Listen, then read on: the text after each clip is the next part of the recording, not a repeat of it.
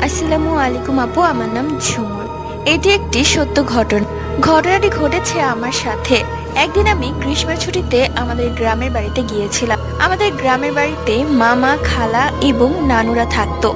তো প্রত্যেক বছরই দু একবার করে আমাদের গ্রামে যাওয়া হতো। সেবার আমি একাই গিয়েছিলাম।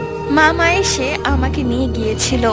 যাই হোক, আমি অনেক বেশি খুশি ছিলাম যে কাজিনদের সাথে অনেক মজা করব। সন্ধ্যায় কারেন্ট চলে গেল। তো আমরা সবাই মিলে ঠিক করলাম আমরা লুকোচুরি খেলবো। তো যে যার মতো লুকিয়ে পড়লো। আমিও একটি তাল বাগানে লুকিয়ে পড়লাম। অবশ্য আমার সাথে আমার কাজিন স্বর্ণা ছিল।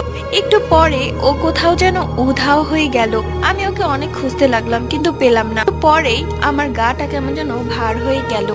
আমি চাচ্ছিলাম সেখান থেকে সরে আসতে কিন্তু পারছিলাম না। কি মনে করে উপরে তাকিয়ে দেখি আমার বোন স্বর্ণা তাল গাছের ওপর উঠে আছে আর শয়তানের মতো হাসছে। এটা দেখে আমি সেখানে অজ্ঞান হয়ে পড়ে